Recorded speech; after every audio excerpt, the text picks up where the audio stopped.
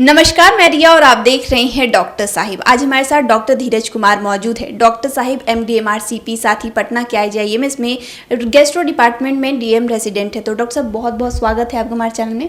धन्यवाद रिया जी।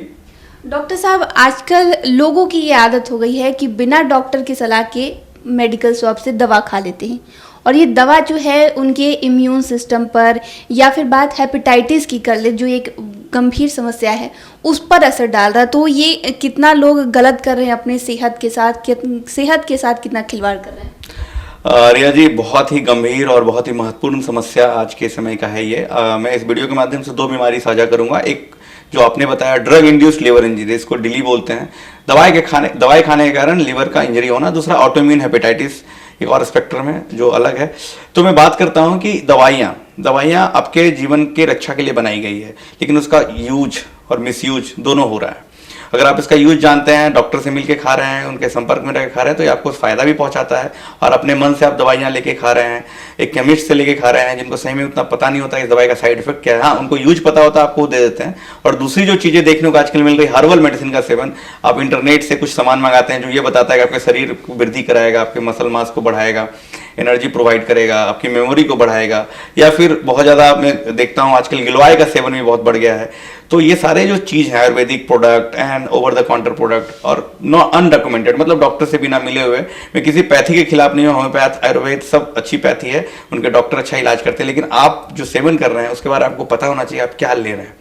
तो मैं बात करता हूँ इंसिडेंस की। तो कुछ ऐसी दवाइयाँ जो कॉमन में बात करता हूँ जिसको खाने से लीवर में डैमेज होता है, जैसे अगर पैरासीटामोल ही आप खाते हैं, अगर उसका सेवन बहुत ज़्यादा हो जाए, अगर आप जैसे एक टैबलेट 650 मिलीग्राम का आता है, अगर उसके आप 7-8 टैबलेट खा ले, 3 ग्राम 4 ग्राम से ऊपर उसका डोज अगर एक बार में एक दिन में कंज्यूम करते हैं, तो ये लीवर को डैमेज कर देता है। और उससे भी ज़्यादा करते हैं तो ये लीवर को फेल भी करा सकता है। जो नॉर्मल बात में करता हूँ, जो डोलो जिसकी बात में करते हैं, जो बहुत यूज हुआ कोविड के दौरान में। दूसरी बातें हैं, जैसे मिर्गी की बीमारी जिसको होती है, तो बहुत बार दवाइयां दिया गया मिर्गी की, वो दवाई खाया, दवाई खाने के बाद उसका मन जो तबीयत है खराब होने लगा, जॉन्डिस होने लगी, तब भी वो दवाई बंद नहीं करता। उसको लगता है चलो कॉमन डॉक्टर भी नहीं समझा पाते, दवाई कंटिन्यू रह जाती है। कोई भी दवाई आप खाते हैं उसके कारण अगर आपको तकलीफ हो रही है, तुरंत अपने डॉक्टर को बताएं और उस दवाई को सबसे पहले बंद करें। यह मैं आपसे रिक्वेस्ट करता हूं, क्योंकि अगर सही समय पर उस दवाई को बंद कर दिया जाए तो लीवर का डैमेज भी उसी समय से होना बंद हो जाता है। लेकिन अगर लीवर डैमेज शुरू हो चुका है तब भी वो दवाई आप खाते जा रहे हैं, ये आपके लीवर डैमेज को बहुत बढ़ा देता है और लीवर फेलियर की ओर ले जाता है, और उसके कारण मौत होती है और बहुत सारी डेथ देखने को मिलती है। और वो सबसे खराब हेपेटाइटिस माना जाता है। ड्रग के कारण अगर लीवर फेल हुआ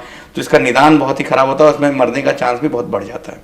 तो और कौन कौन सी दवाइयां हैं, तो मैंने गिलोय के सेवन से आज के डेट में बहुत लीवर डैमेज देखने को मिल रहा है, क्योंकि लोग समझते हैं गिलोय स्वास्थ्यवर्धक है, उसके अमाउंट को नहीं जानते हैं, खाते हैं, कितना अमाउंट लेना है, कितना क्या करना नहीं समझ में आता है, बहुत सारे अमाउंट ले लेते हैं। अगर आपको पता है, मैं आपके दर्शक को बताता हूँ, गिलोय से लीवर डैमेज होता है तो गिलोय को छोड़ दें। ऐसा कुछ नहीं कि गिलोय से आपकी जीवन में कुछ वृद्धि हो जाएगी, ऐसा नहीं है। उससे लीवर डैमेज होता है, इसलिए उसको यूज करना बंद करें। चौथी चीज आती है कि आपने दवाइयाँ खाई, आपको जॉन्डिस हुआ, और जब आप डॉक्टर के पास आते हैं तो बोलते हैं नहीं, ये जॉन्डिस दवाई के कारण नहीं हुआ था, दवाई के कारण जो आपके अंदर एक बीमारी चली थी वो एक्सपोज हो गया, जिसको हम लोग ऑटोइम्यून हेपेटाइटिस बोलते हैं। ये ऑटोइम्यून हेपेटाइटिस क्या है? आपकी बॉडी जो है उसमें इम्यून सिस्टम दिया गया है, वायरस, बैक्टीरिया, फंगस, ये सबसे लड़ने के लिए। आपको कोई इन्फेक्शन होता है तो आपकी इम्यूनिटी उस इन्फेक्शन से लड़ती है। मान के चलिए आपकी इम्यूनिटी आपके लीवर को ही खराब करनी शुरू कर दे, आपके लीवर के अगेंस्ट हो जाए, तो क्या होगा? लीवर को डैमेज करेगा, लीवर में सूजन कराएगा, और बाद में वो सूजन होते होते सिकुड़ना शुरू कर देगा, सिरोसिस करा सकता है। तो autoimmune hepatitis, cirrhosis, liver failure सब करा सकता है, मतलब 3 स्पेक्ट्रम है। और जो एक कॉमन स्पेक्ट्रम, एक 20 से 30% लोगों में एसिम्प्टोमेटिक, कोई लक्षण नहीं है, कोई लक्षण नहीं। वो डॉक्टर के पास क्यों गए? क्योंकि उन्होंने LFT कराया रूटीन चेकअप में, LFT में SGPT SGOT बढ़ा है, डॉक्टर के पास गए, SGPT SGOT बढ़ाने का कारण नहीं मिल रहा, ना मोटापा है, ना वो दारू का सेवन करते हैं, ना कोई आयुर्वेदिक दवाई खाते हैं, ना कोई बाहर का कोई कुछ ले रहा है, लेकिन OTPT बढ़ा हुआ है। तो हमको ऑटोइम्यून हेपेटाइटिस के बारे में सस्पेक्ट करना चाहिए। और किस में? तो महिलाओं में। ये महिलाओं में कॉमन है, 4:1 का रेशियो होता है। और किस उम्र में?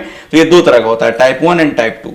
तो जो आपका टाइप 1 है वो 30 से 50 साल की कॉमन उम्र में महिलाओं में होता है, और जो टाइप 2 है बच्चों में कॉमन होता है। लेकिन टाइप 1 ज्यादा कॉमन है, ओवरऑल 80% 30 से 50 वाले उम्र में ज्यादा देखने को मिलता है। इसमें क्या क्या लक्षण हो सकते हैं? तो लक्षण मैंने बताया, लीवर की बीमारी हो रही है तो आपको थकावट, जॉन्डिस हो सकता है, और अगर उसको नहीं रोका गया तो लीवर फेलियर का साइन मिलेंगे, पैर फूलना, सूजन आना, ठीक है, बेहोशी होना, ये सब साइन मिल सकता है। सिरोसिस हो गया तो सिरोसिस के लक्षण भी मिल सकते हैं। तो इसको हम लोग अगर बात करें कि इसको पकड़े कैसे, इसमें बहुत सारे जांच हम लोग कराते हैं और इससे ये बीमारी 100% पकड़ में आ जाती है।